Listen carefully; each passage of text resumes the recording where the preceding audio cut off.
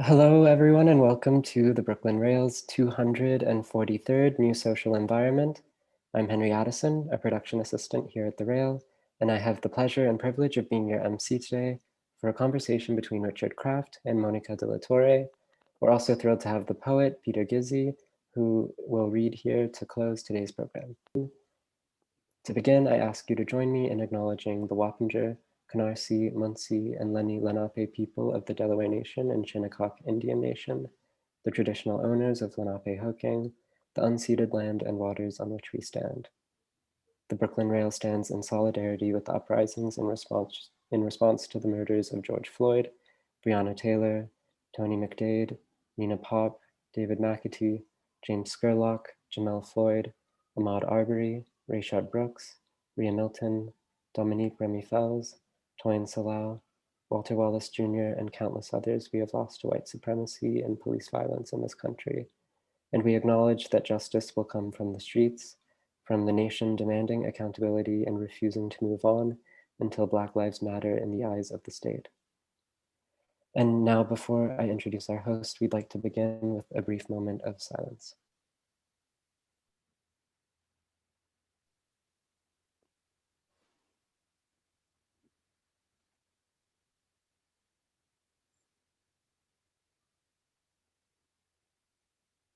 Thank you. And now to introduce today's host. Mónica de la Torre's most recent book of poems and translations is Repetition 19 from Nightboat. Other books include The Happy End, All Welcome, a riff on Kafka's America, and also Public Domain.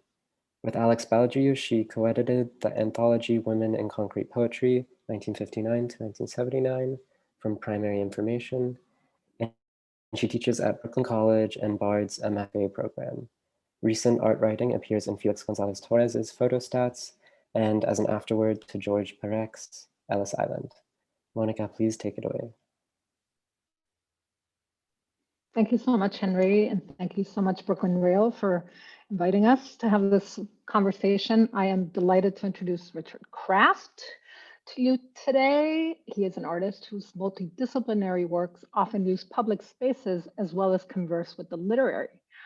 Many of his works use language, book pages, and appropriated narratives as material. One of these books is the happy book that actually made me aware of his work. It's called Here Comes Kitty. It's a comic opera, and it is a book of collages based on old comics, which he appropriated and wrote a narrative for. And it is a beautiful book published by Siglio Press with an impressive essay by Danielle Dutton.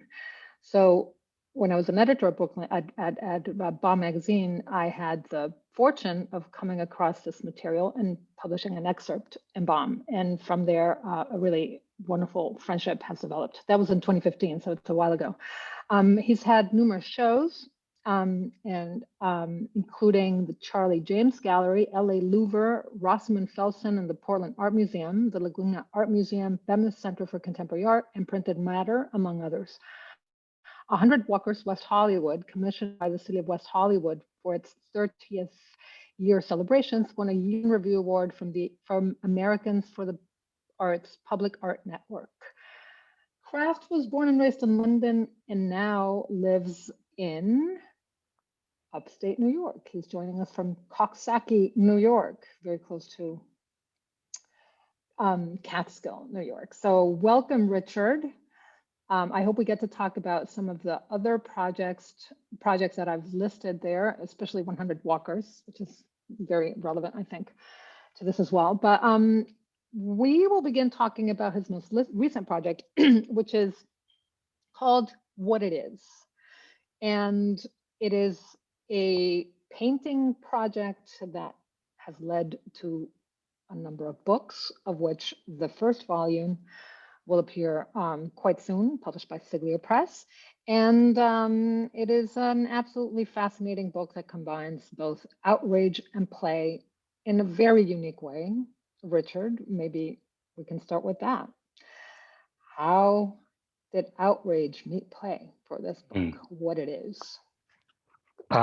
I'll happily try and answer that question. But firstly, thanks, Monica, for the introduction and for being here. Thanks to Nick and Henry and Fong and all of you guys at the Brooklyn Rail for this amazing series and all of the great work that you do. And thanks to Peter also for being here to read. I think this will be the third time that Peter has read at either a show or an event that I've been involved in. So that's really lovely. So outrage and play. I was in London at the time that Donald Trump was elected in 2016. And the day after the election, in really a fog of despair, actually, I went with my wife to the Fritz Street Gallery, where we saw an installation of John Cage's lecture on the weather. And it just, I guess, happened that it was in London at that time. I think they'd actually planned that it would be there during the time of the election here. And I was really moved by Cage's preface to that piece, where in a way that was unusual for him, he sort of laid out his own political feelings about the United States in a very direct way.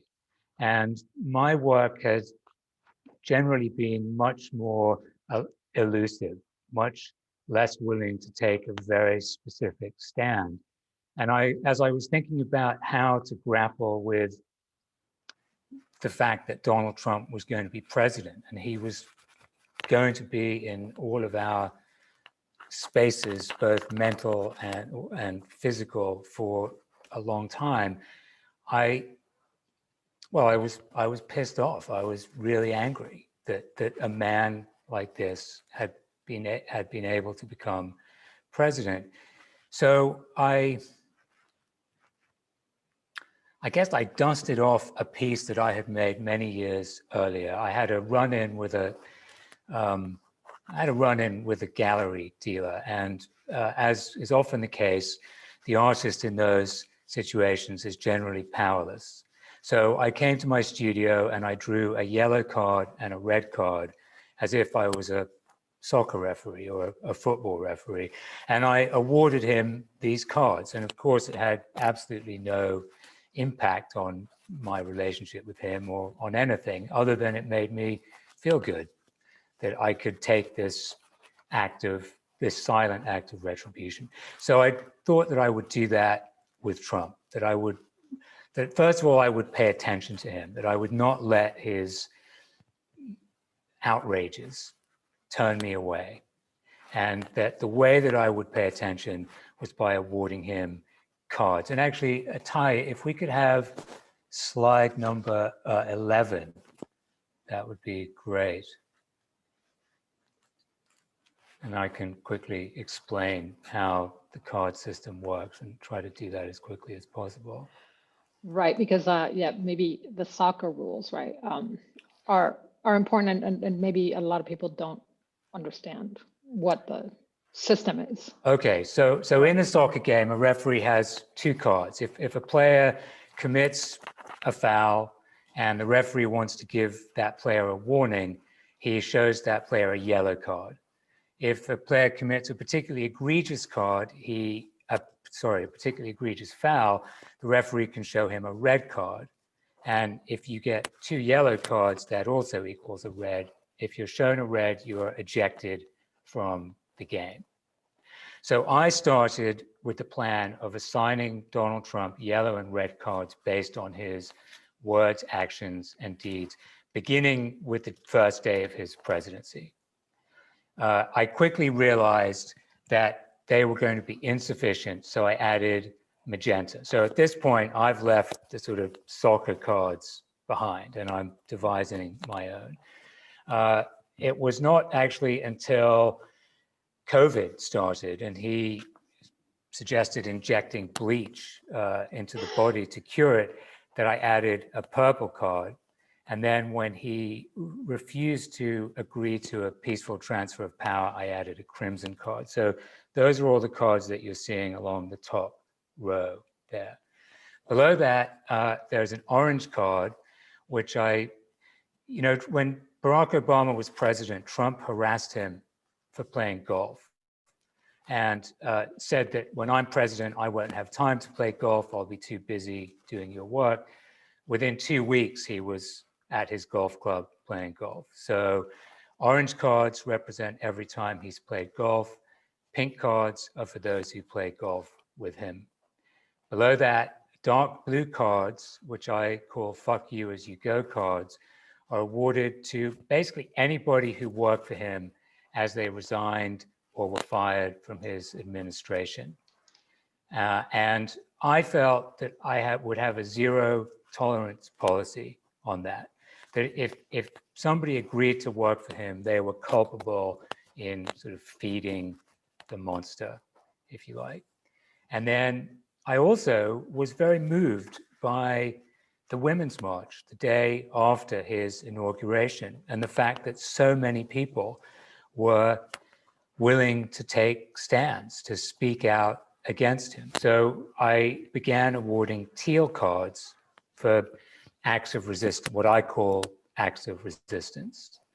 And then the final card did not come also until COVID, as more and more people, including Donald Trump himself, became sick with the coronavirus, largely as a result of his own inefficacy and refusal to address it. I started giving lime green cards to those people. So that's the system.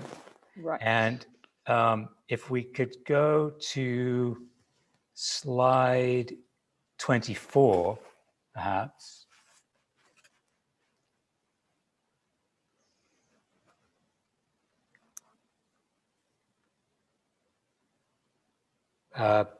That one. So that's a drawing that's in progress, actually, but that shows all of the cards from January 20th, 2017 until about May of 2020. And it will obviously fill in the rest of that page.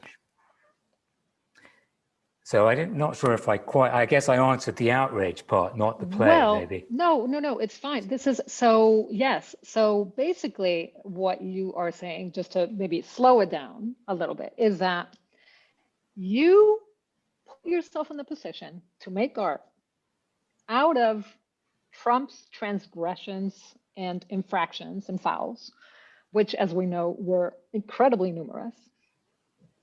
So voluminous that it's actually a performance of endurance that what you did, not only a great painting project, but so what you did is you kept track, and every day you made a painting for every single one of these transgressions or acts of resistance. Unfortunately, the acts of resistance were seriously undernumbered.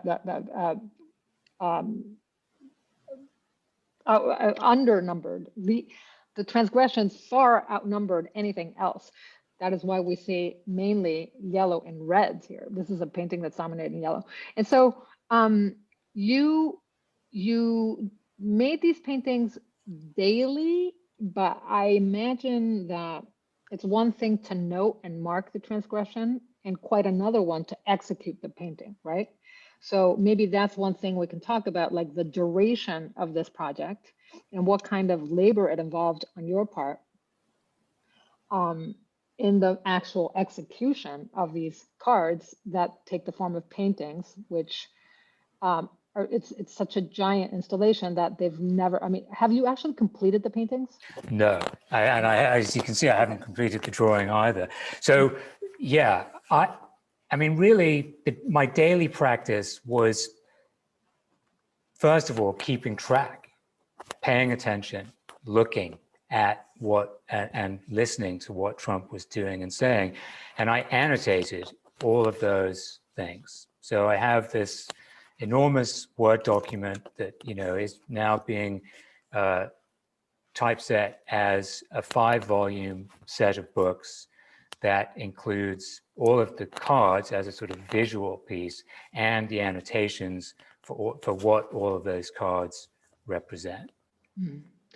Could we see one of the images of the spreads? Yeah, sure. So I think slide 12 and 13.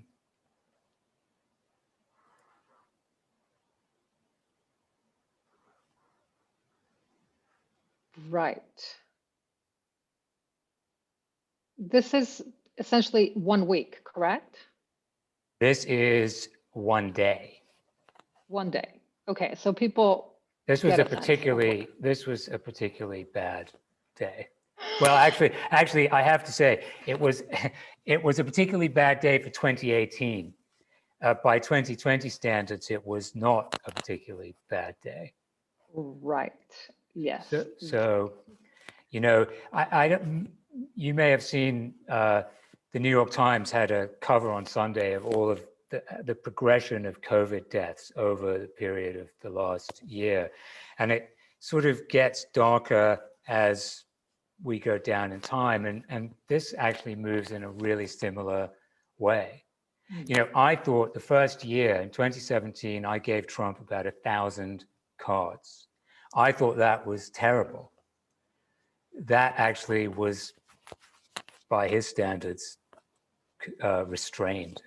Unbelievable. This is just unbelievable. Now, you write a beautiful essay for the beginning of the book, an introduction to the project, and you talk about how when you first came up with this idea of issuing cards to offenders, and you made one yellow one and one red one for this art dealer who was unscrupulous, and then you said that you've moved studios many times since, and you always, wherever you go, you hang those 2 cards as a sort of talisman.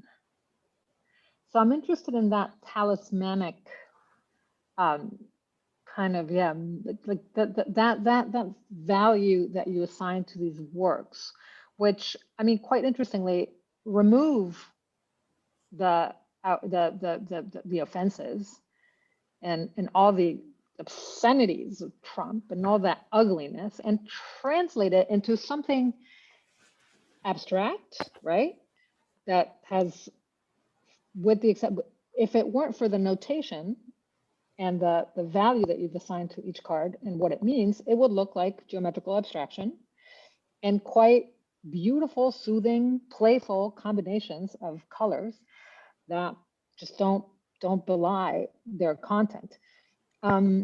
So I'm curious about your your understanding of that process of conversion that turns something so nasty and ugly and unfathomable into art, and that the talismanic properties, the healing properties of the process.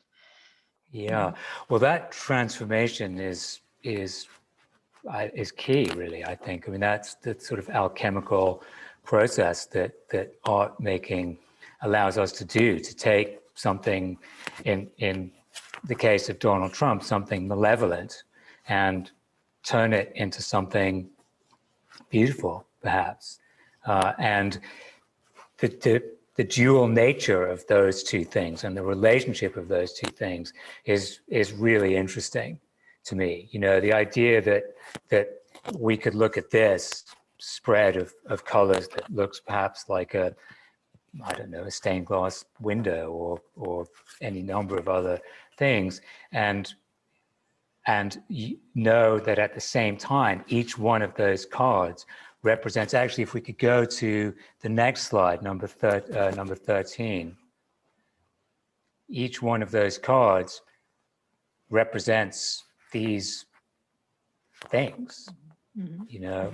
I think, going back to the drawing and also to this piece, there's something about the futility, you know, the futility of my action of making the yellow and the red card to express my, I guess, my dismay at the way that I'd been treated by that person, had absolutely no effect. And that's really the case here. I mean, this project was a 4-year, really a 4-year exercise in futility. You know, that the person receiving these cards has no idea he's received them. He wouldn't care if he did know, and he wouldn't think he'd done anything wrong, even if he took the time to find out what they were. So I guess that's also where there's an element of play, you know.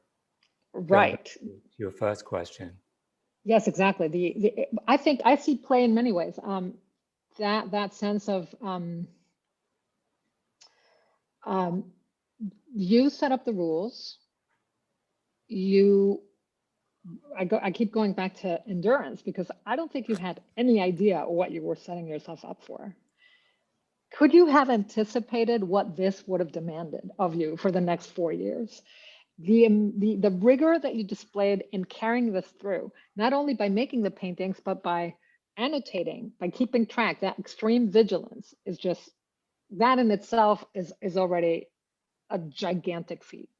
So I think one of the ways in which, one of the most malevolent ways in which Trump functioned, I believe, and this would be a fun conversation to have, but it might derail us, is just how like the unrelenting quality of his offenses are, that quality is what made us all in the end kind of numb. Like you go, no, you can't cross that line, but he crosses it again and again and again and again and again. So you just can't keep up. And that's a strategy, right? I'm looking right now at your epigraphs in the book, and I think I'm going to read some of those because they're really beautiful. But just to go back to the play, so you took, it's a system that you imposed on yourself voluntarily, freely, like a game. You took it seriously, and there's absolutely nothing writing on it, right? The fact that it's not, right. It's that, which is one of the conditions of play. And we were having a conversation a few days ago in preparation for this, and I brought up Roger Calois, who's written a lot about play. And one of the things he says, he's a French theorist, wrote this book in 1961, Man, Play, and Games. And for play to be play, there needs to be no material interest.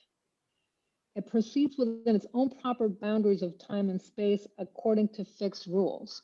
So it seems, yeah, that you knew this was an exercise in futility. It is, but it isn't, because you actually are managing to produce a quite beautiful testament of your refusal to forget, or your refusal to turn away. Well, both, I think, and a desire not to forget. I mean, I think someone, autocrats, authoritarian rulers rely on us forgetting, right? I mean, they rely on us looking away. And so you spoke about Trump's sort of relentlessness, and I sort of determined on that morning in London, after seeing Lecture on the Weather, that I would sort of be equally relentless, that I wouldn't turn away, that I was, I mean, it became a test really of will, and it was not easy always. I mean, there were days when it was brutal to sort of be in that space. So yeah, and then one other thing I was thinking as you were speaking about play was I really wanted to see what this would look like. I sort of thought, okay, what would Donald Trump's presidency look like as a sort of text, if I could create a text that one could see all at the same time? And so that was another sort of driving factor. And I do think of both the daily drawings and the book and the cards in the book and the drawing that I showed a few minutes ago as the cards themselves are a text, even though it may be one that, unless you sort of really get into the nitty-gritty of it, won't know specifically what each of those cards represents, but each one does, and that seems really important to me. Yes, absolutely. And also just this, the spread that we're all seeing right now is so interesting also as a text, because I noticed that you didn't just transcribe, say, headlines.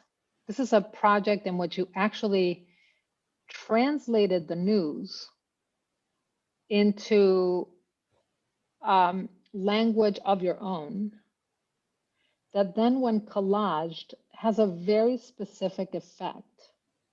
So one knows that this is not the voice of the media. It's you processing this information with the idea that you're actually keeping this record of his presidency. But it's very immediate, and it reminded me the way it's color coded. It reminded me a little bit of the book that you made with Lisa for Siglio Press, the John Cage Diary. How to Improve the World, You'll Only Make Matters Worse. Is there a correspondence between Cage and the text here? Well, it certainly was, I co-edited that book with a friend of mine, Joe Peel, and the making of that, the sort of translation of that text into color using chance operations was an amazing experience, actually. I don't work with chance operations and haven't, but I learned a lot from that. And so I guess it was inspired by it, it was because I think it's that Cage book is really beautiful, and the idea that, we're sort of trained to think that if we're reading a book, language has to be in black type on white paper, and I suppose I was wondering, well, why? Why couldn't it be yellow and red and magenta and crimson? Absolutely. And Cage, of course, as we know, used chance-determined operations to produce a lot of his writing. And you, in your essay, talk about Trump-determined operations, and in a way, cede authorship to Trump. Right. So, so the order that the cards appear and that the text appear has not been organized by me at all, other than it's the order with which things came to my attention. So it's not necessarily specifically chronological, but I resisted, and this was something I learned when I was working with Joe on the Cage Diary.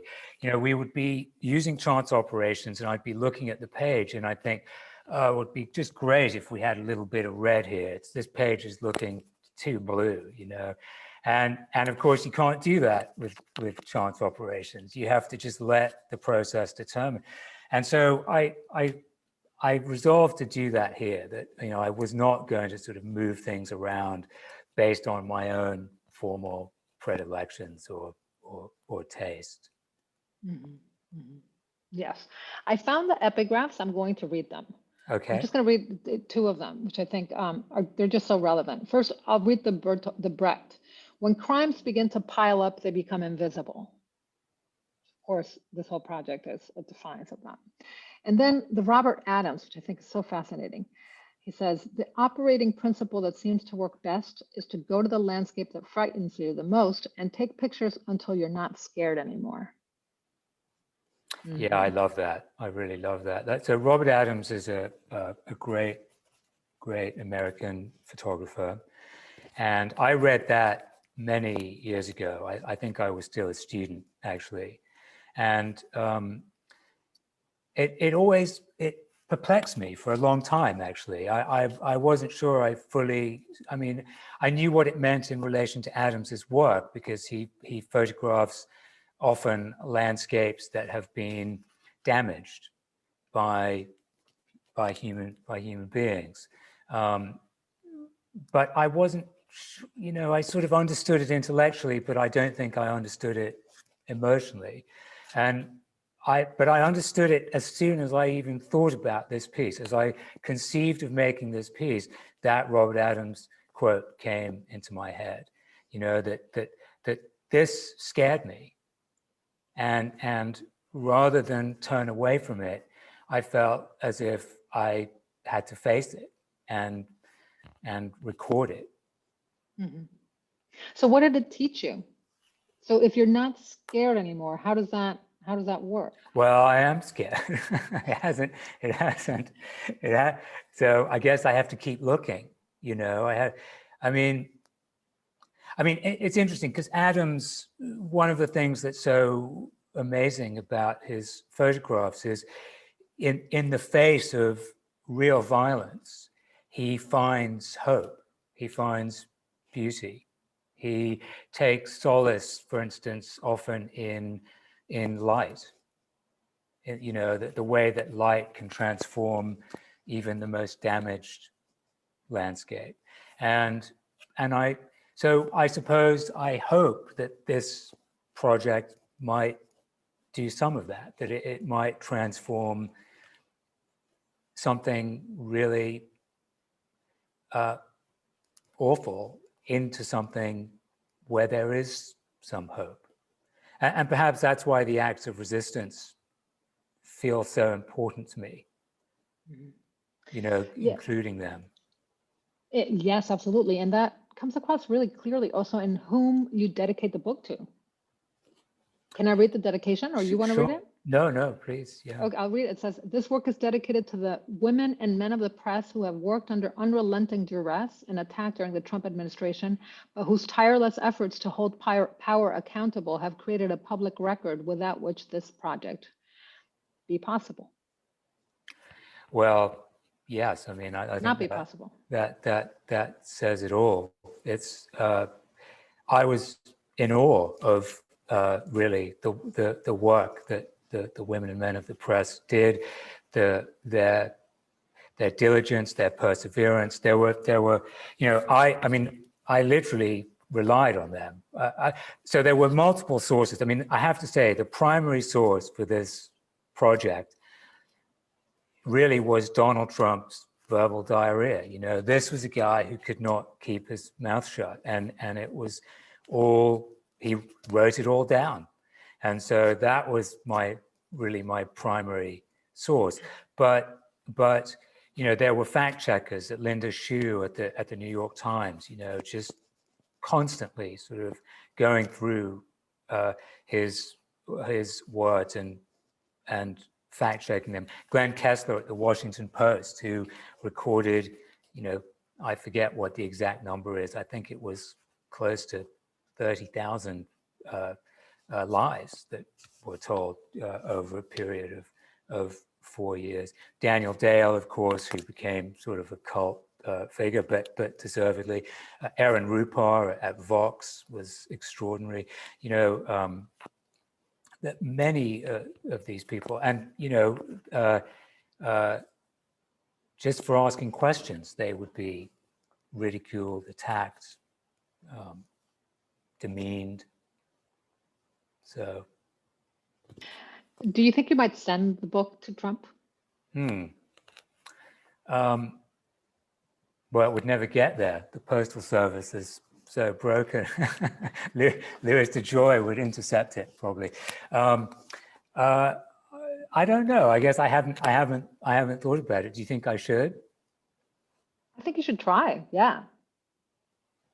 Absolutely. Donald Trump, Mar-a-Lago. I thought it would probably get there. I know someone who can see Mar-a-Lago from his parents' window. I mean, obviously, not hard to find, right? But right. I don't know. It might be interesting. Be an interesting offshoot. Let's talk about offshoots of this project. Okay. So, of course, while in the past 4 years, you weren't only doing this, and you were talking about projects that you conceived of as perhaps offering some respite and as being offshoots of it. The film in particular, I'm thinking of Songs for the End of the World. Right. Yeah. Should we show the film, do you think? It's a 5-minute. Sure. Film. Okay. So, I can't see the audience at all from here, but hopefully you won't mind if we show this 5-minute film and then we can talk about it. Mm-hmm.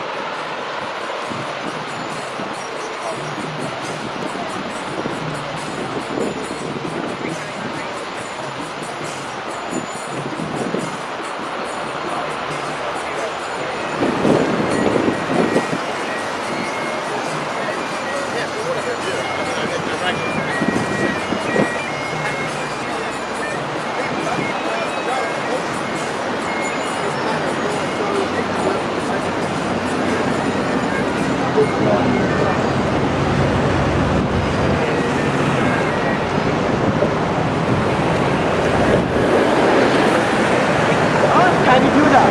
1 Corinthians chapter 3, verse 16 and 17. Read it and you see that God dwells in a man. Are you God? God is not a man. Are you God? Man who is not God. Are you God? God and man are one entity. Are you God?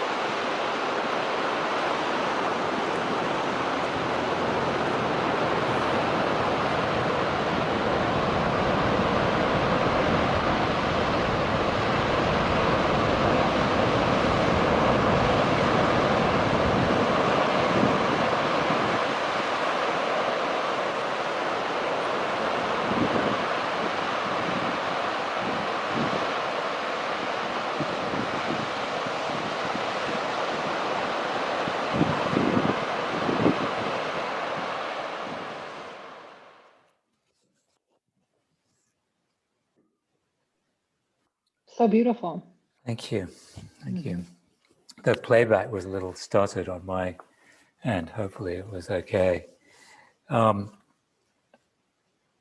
Yeah, so there are several things actually that I worked on over the period of these 4 years, and I guess for multiple reasons. One was I just had to do other things just to clear my head of the Trump universe, but also for my own just sort of well-being, I suppose. And where the It Is What It Is was a very rigid system. Maybe we could stop, just stop showing the slides, and I don't know what everyone else is seeing. Yeah, that's great, thank you. Where It Is What It Is had a very rigid system and set of rules. These films have no rules, really. You know, I have been reading a lot by and about Philip Guston recently, and you know, he talked about the process of making a painting, of it sort of beginning as one thing and then it would transform into something else over a period of minutes or hours, and these films were very much like that. You know, I mean, I've gathered a lot of material over a long period of time. I'm still gathering it, and so I mean, really talking about play, making those was just pure play, but also play that came out of. I mean, the title of the series is, you know, in my darker moments, I feel that we're not going, you know, we're not headed in the right direction. And so I think the films have that pathos embedded in them. Absolutely. Right. And it's a song for the end of the world. So the world's swan song, perhaps. But that redemptive quality, right, of the psalm for the world that's dying, and it's up in flames in a way. And they're very lyrical, these psalms. Very, lyrical is the word. Poetic, if one may say so, but just in their open-endedness. And similar to a lot of your work, you're dealing with collage. So I'm curious about your interest in collage. What is it about fragmentation and putting things together in ways that do not try to patch together the whole, but create another entity, a third entity that's not? Yeah, it's a really good question.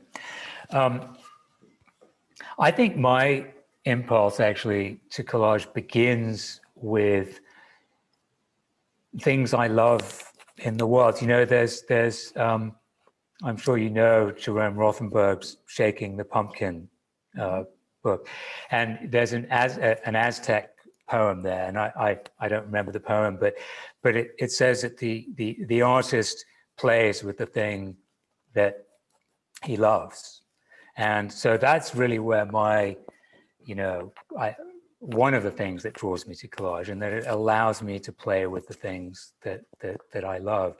But I also am a committed multiplicist, if there is such a thing. You know, my experience of the world is very much one in which, and I think you and I share an affinity here, actually, where, you know, you just shift 2 degrees and suddenly everything looks completely different or slightly different.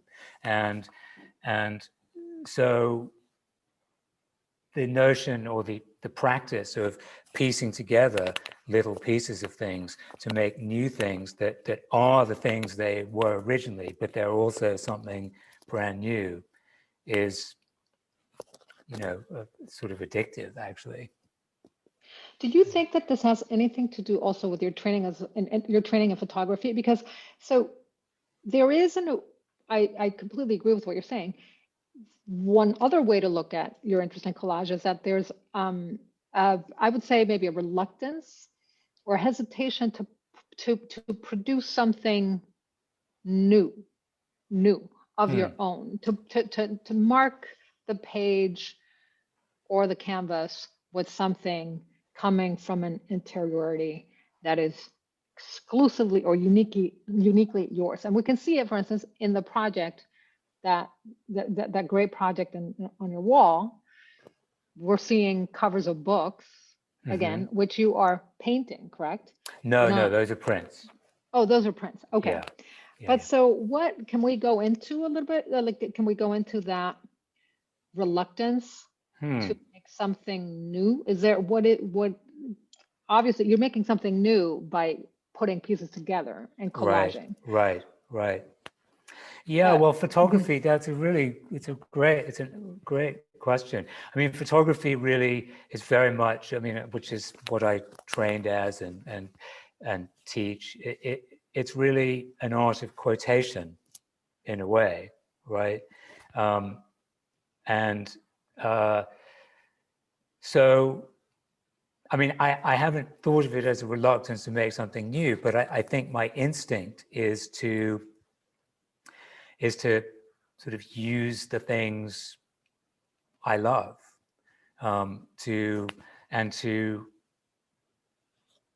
in playing with them, I'm considering them. I'm you know, and they are becoming more part of me, I suppose. But yeah, it's a really interesting question about the making of something new, and I'll have to give that some more thought. Yeah, well, I've even noticed it in conversation with you. You're very outwardly oriented. you're very aware of the outside. And what you just said, like you love something, you work with it and you make it your own. But it seems like, yeah, your gaze is outward and you're, thinking and processing the outside world, right? Yeah, well, I love to look. Mm-hmm. I mean, that was my attraction to photography, really, was, and I also love to be in the world, I think, which also photography sort of gave me an avenue to do. Mm-hmm. Yeah. Yeah. Let's talk about, I have a few more questions and then we should open it up, but this, you love to look, and one of the things you love to see or look at is, of course, soccer, right? Uh-huh. Yeah. Why do you like soccer? Well, what is it about it? There's a line in one of your poems, actually, which I think is really lovely. You talk about I'm going to mangle it, so excuse me, but you talk about the ball being so animated that it's almost alive, or is alive, and that's just an amazing image, I think, and I think it's sort of true, it's so that's part of it, but there's also an extraordinary beauty to not just to, can we call it football? Yes. Okay. Well, there's an extraordinary beauty to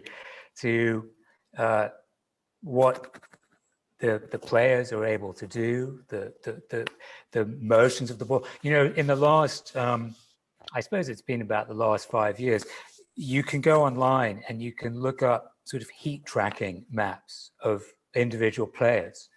And each one is a drawing, really. It sort of shows exactly where the player has been on the field during the game. And of course, usually it's used so that you can take apart how effective that player has been. But, I just sort of look at them and think, wow, this person has made a drawing over 90 minutes and I'm looking at it. So, yeah, I mean, there's all, I was brought up, I mean, my father was obsessed with football and took me every week basically I mean, he would go and watch any game. If it wasn't the team that he supported, he'd just find another one. And so I didn't have much that I shared with my father really, but that was one thing that we did share, and I'm grateful for it.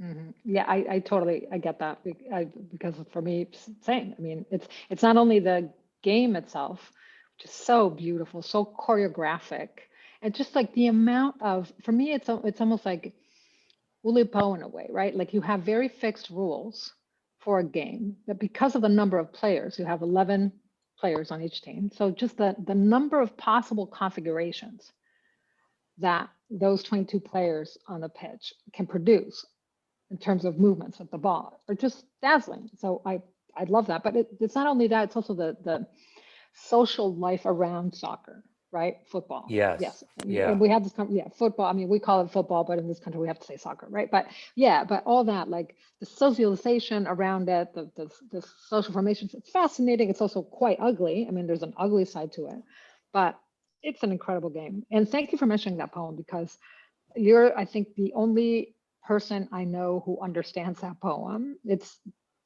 a translation of the rules of the game into, I can only use numbers from 1 to 5, 0 to 5, which is consistent with one of the translations of that poem in my latest book, Repetition 19. But yeah, if you don't know the rules, you kind of don't get the poem. Why do you think everybody hates referees? Well, I suppose, well, at some point in the game, the referee is going to make a decision you don't like, right? And that was one of the weird things about this Trump piece. There are things that I've given him cards for that I imagine, first of all, people who support Trump would probably hate every single one of the cards. But even my friends have said, well, I'm not sure that's, but plus also football maybe sports in general, and I talk about this in my essay, many people use it as a place to sort of vent their rage. And, you know, the referee is the perfect foil for that, right? He, or now sometimes she, are going to make a call that goes against your team, and you're going to be angry at them. It's arbitrary, right? Someone in the chat, Laura Mullen, I believe, wrote, she responded to the idea that poets or the artists, instead of being, as Shelley would say, the unknown legislators of the world, artists are the unknown, the unacknowledged referees. Referees. That's nice. You know, it's funny though, because my relationship to sort of authority and power, I mean, I dislike referees in general because I generally am suspicious of people in power, which is another part of obviously why I embarked on this piece. But so it was quite disconcerting in a way to be a referee myself, you know, to be the person sort of making decisions, dispensing these cards. So yeah, it's still something I'm not sure I'm fully comfortable with, actually. That's fascinating, because that is where your particular view would be most, if that's how you're imprinting yourself in this project. Because ultimately the color you choose to assign to the transgression is your choice. It's up to you. Right. Mm-hmm. Yeah. Yeah, that's interesting. Yeah. Mm-hmm. So I think maybe this is a good moment to open up. Oh, does Peter read first, or do we have a Q&A first? So, I'm sorry, no, don't worry. We'll go to a Q&A first, and then we'll hear from Peter later. And so for our first question, we are going to go to our very own art book section editor, Megan Liberty. You should be able to unmute yourself. Thank you. Thanks, Richard, so much. And Monica, Hi, Megan. nice to meet you. Richard, I'm sorry that we can't see each other in person at the tables at the fair, but I'm so glad to welcome you here and that you could be here with us in the Rail team. I'm really excited about this project. You guys have brought up so many amazing things, but I was thinking earlier you said that the cards are the text in a way, and then later when you were talking about the Cage project, I hadn't really put together the relationship between this project and the Cage project until you showed those images and we're talking about it. So I'm kind of wondering if you could expand some more on the ways you push images towards text and the ways you push text towards images, about the kind of visual properties of text, how we can see text, and the ways that we read images consequently in the book together. Right, yeah. Thank you, that's a great question. So I love texts that are indecipherable. I love Henri Michaud, for instance, Mirta de Massace. You know, the idea that a text can be something that we decipher. Well, I suppose we decipher all text, but something that we decipher that may not have a fixed meaning. And you know, the thing about the Cage book that I think is really interesting is the way that the entries in Cage's diary appear on the page. It sometimes can be very hard where one entry ends and another one begins. And some people have said, you know, I find it really tough to read because of that. But actually what I find is I really like the way that one entry bleeds into another and becomes something new. So I suppose it's really another form of collage, actually, in a way. And then the text but the text in these It Is What It Is, those cards can actually be traced to something specific. You know, each one of those cards, if one wanted to take the time, you could look at page 55 for June the 15th, and you could turn to the text and you could actually say, okay, that card is for this specific thing. It's interesting that what you just said there also gets back to what Mónica was saying earlier and asking you about your kind of use of collage and these ideas of ambiguity and kind of how you use the material to create this sort of ambiguity that doesn't necessarily always put your opinions first, but kind of creates this space for the collage materials to read differently. Right. I'm going to have to talk to my therapist about this, my reluctance to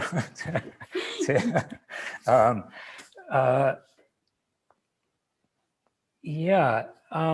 Well, I guess the world feels ambiguous to me, you know, things, and I'm suspicious of fixed, you know, I'm very suspicious of any form of dogmatism. And so, in part because dogmatism leads to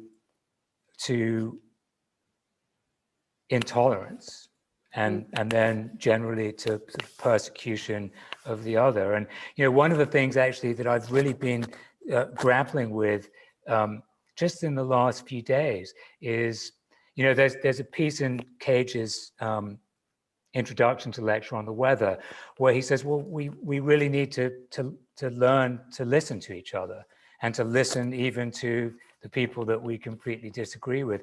And I'm sort of thinking, well, okay, how can I apply this to this project that I've just done, you know, to somebody who I really have utter disdain for?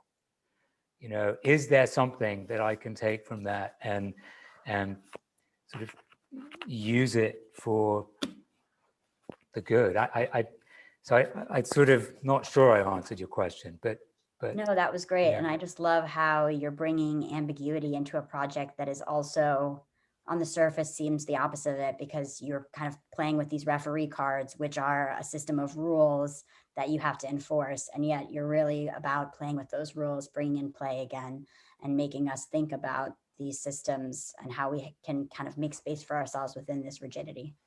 Thank you. yeah, thanks. Thank you, Megan, for the question. I'd love to jump in really quick before we move over to our next question and ask you, while we're on the topic of text and image, and a new word that I learned while copy editing, verbivo-covisual. I don't know if that rings a bell. No. Verbivo-covisual. No, Mónica, can you define that? Yes, it's the verbi-vocal-visual comes from Joyce first, but Cage was really into them. So into that notion of the word as a verbi-vocal-visual artifact. It has its semantic content. That's the verbi-voco, sonority, sound, and visual. Verbi-vocal-visual. I will put it in the chat. Well, there we go. Thank you. Beautiful, yeah. Well, I'd just love to ask, I mean, it seems like last year especially was a year of graphs, you know, infographics from elections, you know, to like gerrymandering or COVID infection rates, stuff like that. I was just wondering how, I mean, how It Is What It Is responded to that, if you could speak to that at all, because it just really seems like the kind of the like disgusting apex of Trump's like neglect of this country, you know, just being bombarded with graphs all the time. Yeah. I don't know that I guess I don't know that I thought of it as a response to it. I thought of it as adjacent to, or I came to think of it as being adjacent to, perhaps. And I certainly sort of use all of those things. If anything, it was a response actually to, and I'm going to get his initials wrong, and I apologize, W.E.B. Du Bois. Maybe I got them right. There's a book of his sort of data drawings that's just amazing, and you know they're just extraordinary, both images, but they're also extraordinary. It's extraordinary information, and so I suppose if this was a response to a direct response to anything, it came out of that, actually. Thank you for speaking to that. Yeah. We're now going to go to Nicole. You should be able to unmute yourself.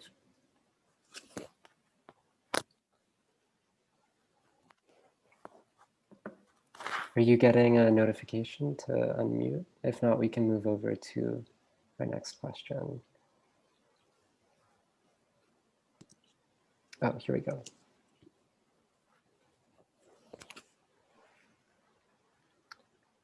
Oh. All right, well, let's move over to Michael Krasowitz's question. You should be able to unmute, Michael. Hello, excellent project, Richard. I really love it. Thank you. I was thinking that many Americans, I watched MSNBC every day for the entire last few months, 5 hours a day. So it's in my mind so much. And I think that many Americans feel that the system was unable to punish infractions. And I'm wondering if giving the cards without some kind of penalty is like a metaphor to the impotence of justice in America. And I'm wondering, do you think you might want to incorporate some kind of penalties into the work? Well, I think you're absolutely right that there, you know, I was one referee amongst many, and all of all of us were sort of impotent in terms of actually applying any penalty. And, you know, I suppose the failure of the Senate to convict Trump on his second impeachment is an example of that. I guess I'm not sure, you mean imaginary penalties? I could sort of invent machines that we could put Trump into and do things. I'm not sure what kind of penalties I could well, enact, but certainly enforce. Did you have some in mind? Michael? Michael, you should be able to unmute again. I don't know. I mean, honestly, you know, I'm grappling with this too, because, you know, I recently had a meeting with a lot of pro-Trumpers, and they negated everything that we, you know, like we said, just how many great things he did, and all the rest was rhetoric. And it's frustrating. I mean, you know, I think maybe some kind of imaginary justice would be in line, especially with the whole thing with January 6th. You know, I felt like that could have gone either way.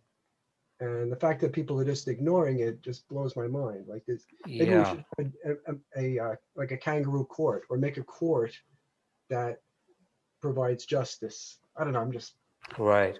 Well, the part of the phenomena of Trump, I think, that is really interesting and also frightening is he is somehow impervious to well, he's impervious to shame. Certainly, he's impervious to criticism. So, you know, in England, when you know, we used to call Tony Blair, when he was Prime Minister, Teflon Tony, because all of his misdeeds would slide off him. And, you know, Trump sort of makes Teflon Tony look like a very sticky pan indeed, you know. But yeah, thanks for the question. Interesting to think about. I don't know, you know, I guess time will tell what penalties he faces. Thank you. Well, thank you for the question, Michael. I would love to, we got a couple people who wrote questions in the chat who are unable to deliver them themselves. So I thought I might fuse together some of them just while we're on this topic.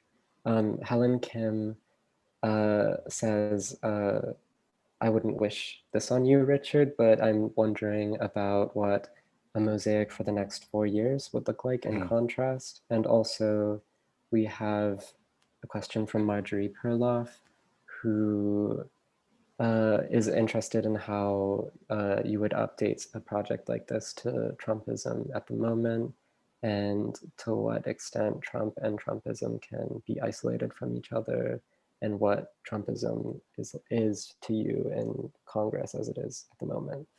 Wow. Hi, Helen. Hi, Marjorie. Thanks for the questions. You know, it's funny. I don't think I would, if I was to do another project like this, it would shift somehow. You know, I mean, I do feel that this was a quite a unique situation. It was a unique person that we were dealing with, and all governments have problems and blind spots and do terrible things, and so it is, something is percolating. I'm not sure exactly what it would be. That was, I guess, the first question. What were the, can you, Henry, can you remind me of the others? Yeah, it would just be to speak to Trumpism in Congress at the moment. And Trumpism in Congress. Wow. Yeah, without its, you know, like without him. Yeah, yeah. Well, I'm not sure he's gone. I mean, I think we're going to see this weekend, actually. You know, he's giving a speech at the CPAC conference.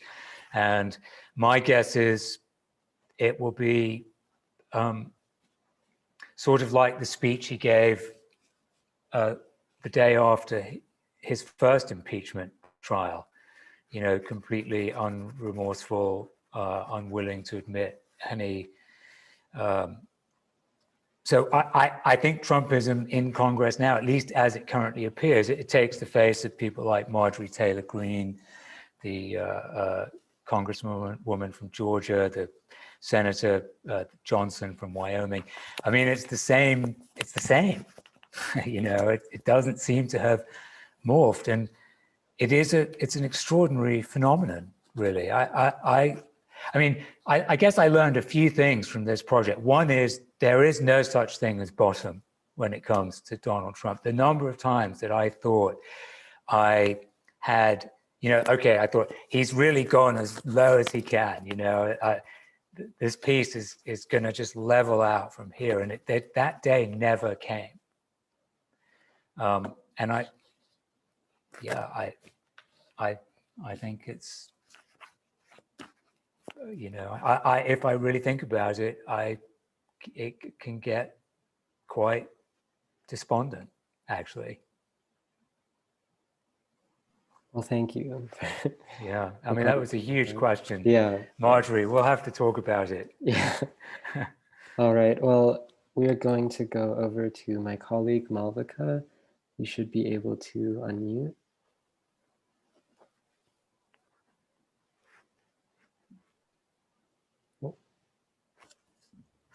Hi, I just wanted to thank you all for this fabulous talk. And Henry, one second, let me just review my question. But I wonder in the meantime, Henry, if you could go to another question. Yeah, for sure. We actually just heard back from Nicole, who was going to ask a question before, and I'm going to read it on her behalf. She was asking, I wondered if you thought about albers and the interaction of color while making it Is What It Is. The relationship between color and meaning is terribly significant in your work, and there's an interesting reversal in your work of his idea of color deception. In Trump's case, the words and acts are deceptive and unstable, and you fix them by attaching them to specific colors. Can you talk about visual memory?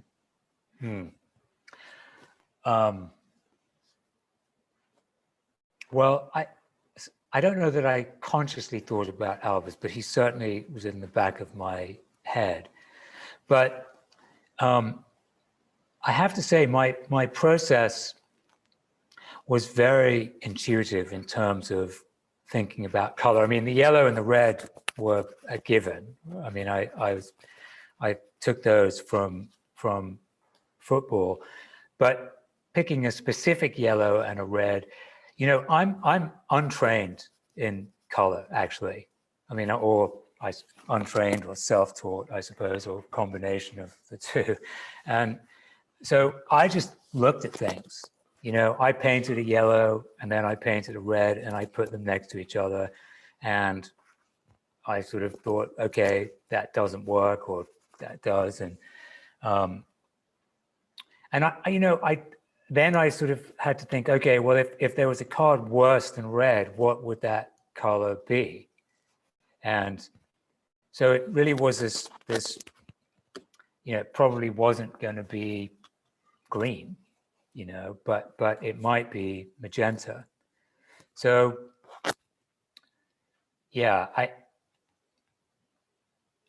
I don't know why, but I'm thinking, and this is going to be for Americans maybe a strange analogy, but I was listening to a cricket player being interviewed yesterday, and he's a famous bowler, I suppose the equivalent of a pitcher, and he was asked where he put his thumb on the ball, and he said, I haven't got a clue. You know, if you want me to tell you where I put my thumb, give me a ball and I'll put my thumb there and I can show you. And I think that's, I'm afraid, how I would have to talk about my determination of color, really, in this piece. That's probably a really disappointing answer, but it's the truth. No, that's good to hear. Our poet laureate for today, Peter, was also wondering about if you would call yourself a colorist at all. But... Well, Peter's very generous and tells me that I am. I don't know. I mean, like I said, if I am, it's purely instinctual. It's not out of any. I mean, I studied photography and I mostly did black and white photography. And so I didn't even begin to work with color until, you know, I started making, well, installations and collages that were not really photo-based. All right. Well, thank you for that response. We're going to move over to Anna, who just left a question in the chat. You should be able to unmute yourself. Hi. So the question that I have, nice to see you, Richard. Hi, Anna. Thank you for this talk. My question is, do you feel any sadness with the end of the Trump presidency with respect to the ending of your project? I think of Capote's finishing a book is just like you took a child out in the backyard and shot it. Are you finding yourself filling a new void at all in your practice? Yeah, that is a good question. Well, I certainly am not at all sorry that he's gone. I mean, you know, I mean, the relief that all of us felt when we knew that he was going was, well, you know, it took a little longer to know for sure than we thought, but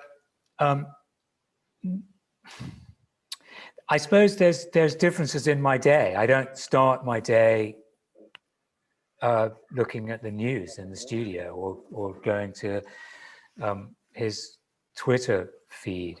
And I had multiple other projects in the works over this whole time, so I've sort of moved into them. But I'm also, in a way, still working on this. We're editing the books. You know, the books are going to go on press soon. I'm working on that drawing that I showed earlier.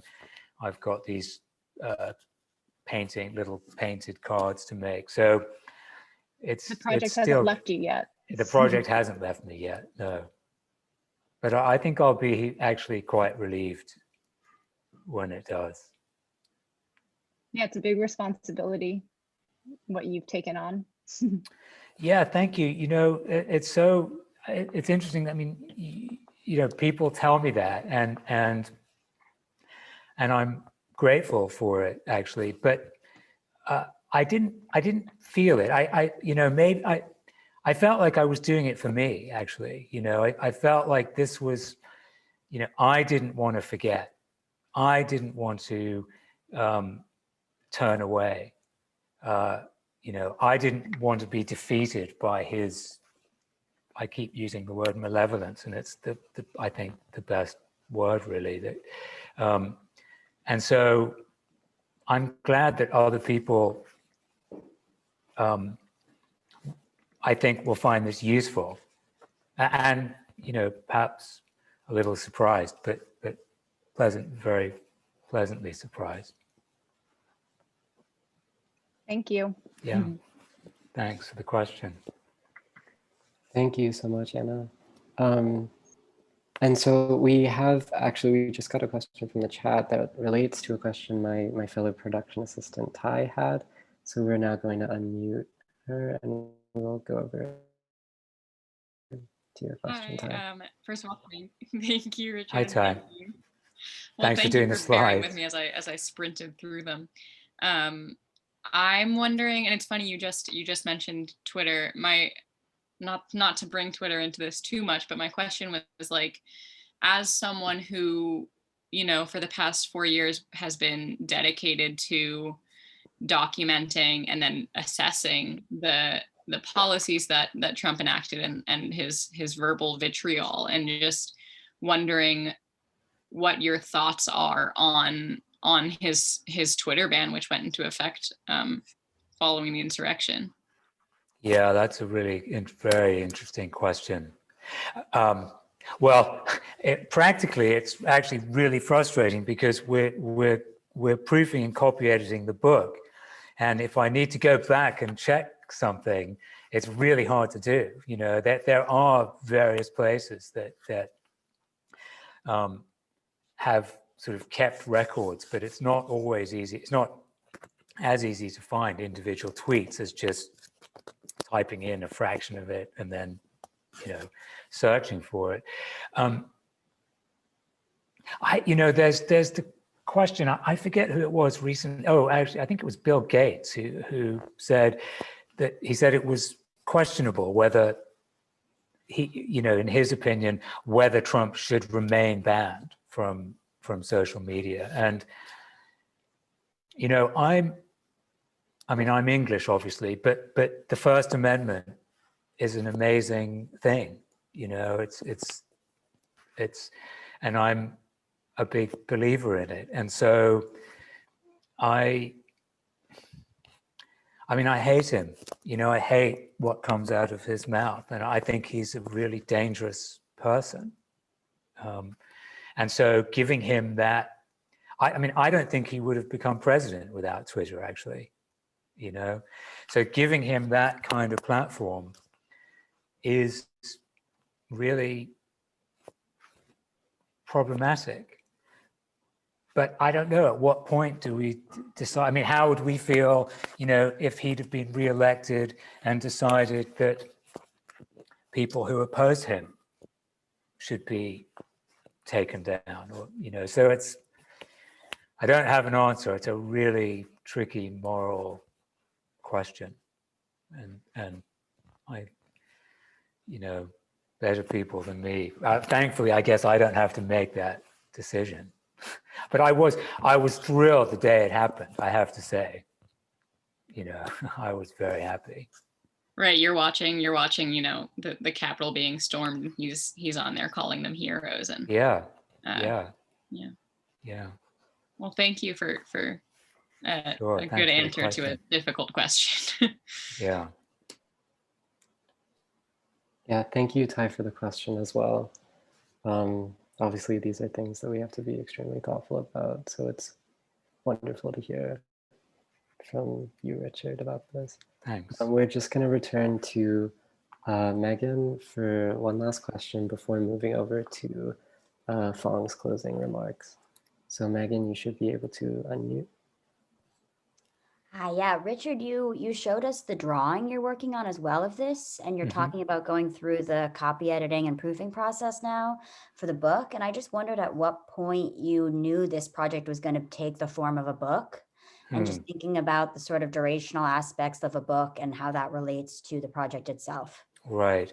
I think I always thought that it would be a book, although I didn't know what form the book would take. And even now, actually, the book is evolving. Our dear friend Elizabeth Zuber is making an index for it, which talk about an endurance project, so it always felt that a book would be the right form for it. So, you know, certainly as something to be read. But, you know, like I suppose many of my projects, things often take multiple forms, and things sort of keep spinning off each other. And yeah. Did that answer your question?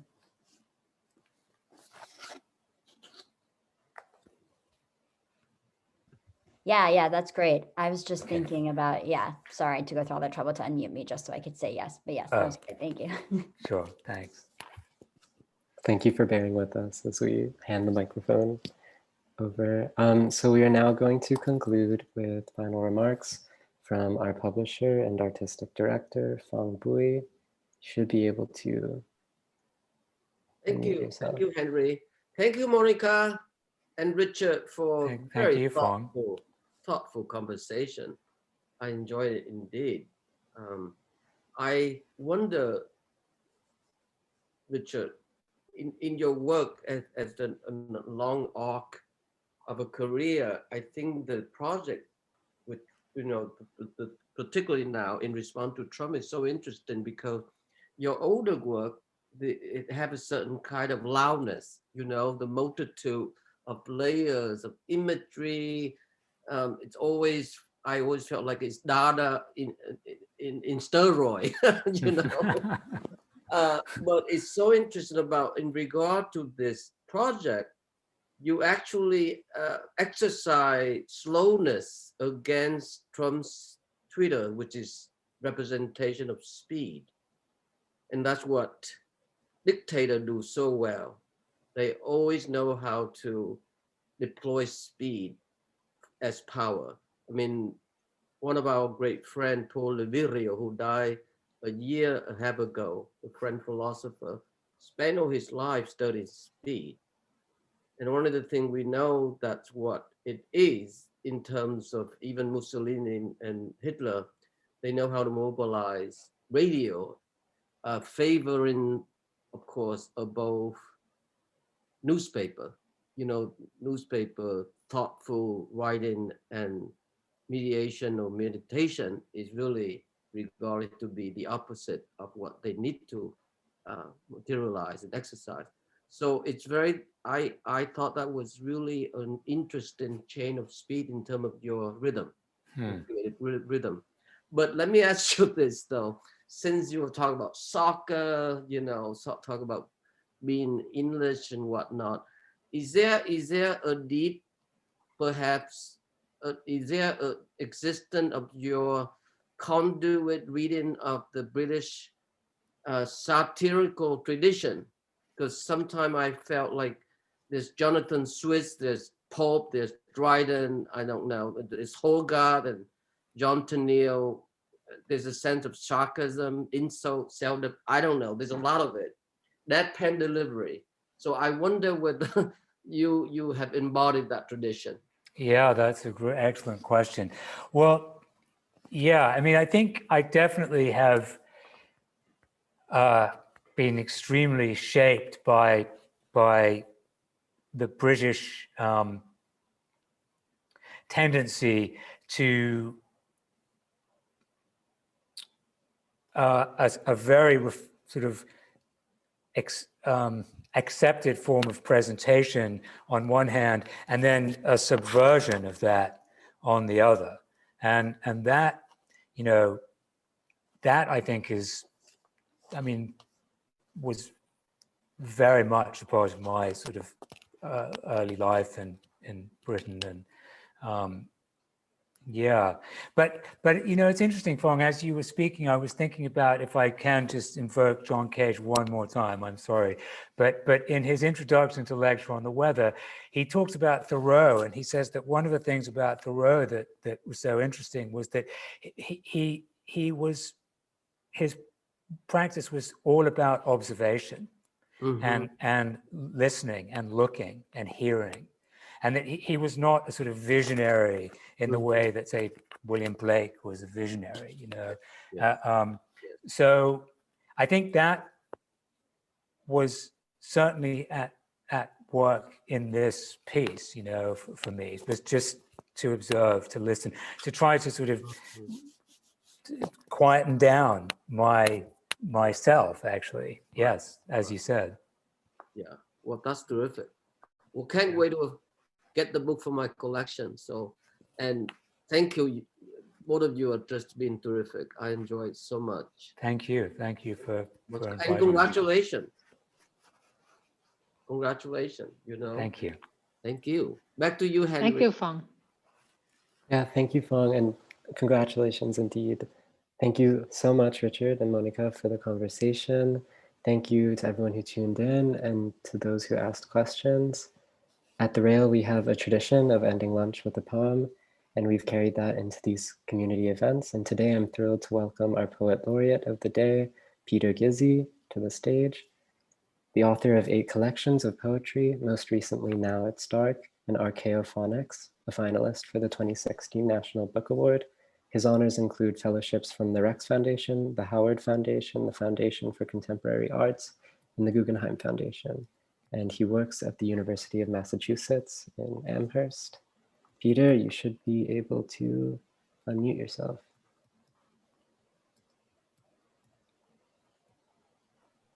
Great. Thank you so much, everyone. It's really lovely to share a day with Richard and Mónica, 2 people I love and respect their work and their person. We can talk about colorist things later, Richard, but I have many thoughts. And I'm also very happy to be a part of The Rail, which is a publication I very much believe in and support and find it necessary. So thank you. I'm going to read for 7 minutes, don't worry. But I'm going to start with this small quote, which I think speaks a little bit to Richard's, incredible slog of the last 4 years. But it's from William Carlos Williams' 1944 book, The Wedge, as in the Lang wedge, but The Wedge, where he writes, "The war is the first and only thing in the world today. The arts generally are not.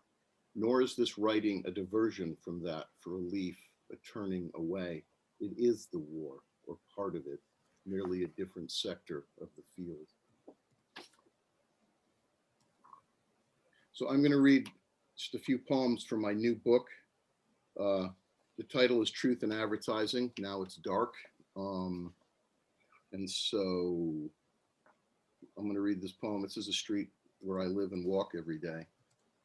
That I saw the light on Nunatak Avenue. That every musical note is a flame native in its own tongue. That between bread and ash there is fire.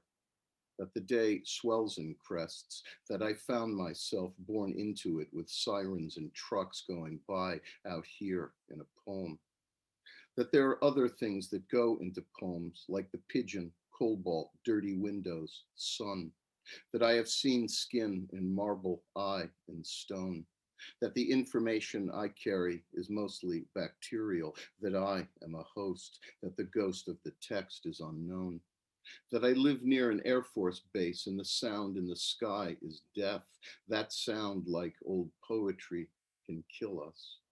That there are small things in the poem, paper clips, gauze, tater tots, knives, that there can also be emptiness fanning out into breakfast rolls, macadam, stars, that I am hungry, that I seek knowledge of the ancient sycamore that also lives in the valley where I live, that I call to it, that there are airships overhead, that I live alone in my head out here in a poem near a magical tree. That I saw the light on Nunatak Avenue and heard the cry of a dove recede into a rustle, that its cry was quiet light falling into a coffin, that it altered me, that today the river is a camera obscura bending trees, that I sing this of metallic shimmer, sing the sky, the song, all of it, and wonder if I am dying, would you come back for me?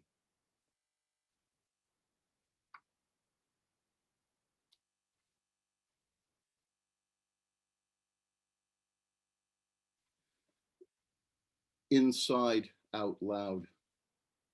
And then the day became fact, burned beyond description. Though why waste a day with description? Better to say, why waste the poem with trumpets? Better to say lilac, to say war, the room I live in.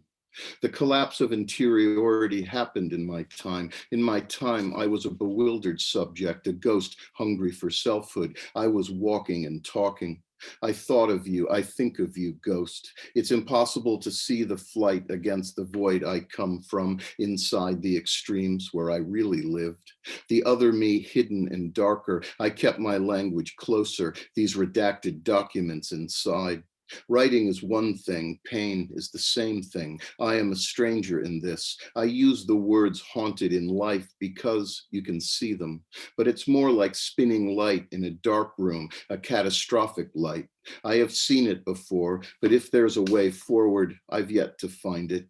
I will sigh at winter's psychodrama of wind. There is a greensward inside, a reclamation in small things. There is a hill, and on this hill I see another hill. The bridges were a natural iron, ferns bowed in the gale, leaves came to ground. What wind brought me, wanting to see the truth in green? Sequestered here, there is a purpose, there is a density to sight.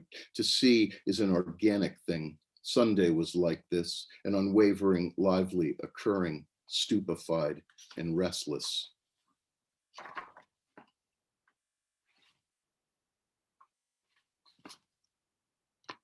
The blossom is stronger than us. But to want the beauty of the hollyhock, Augustine sad reading in the alcove, so much sand and wind with us all this time.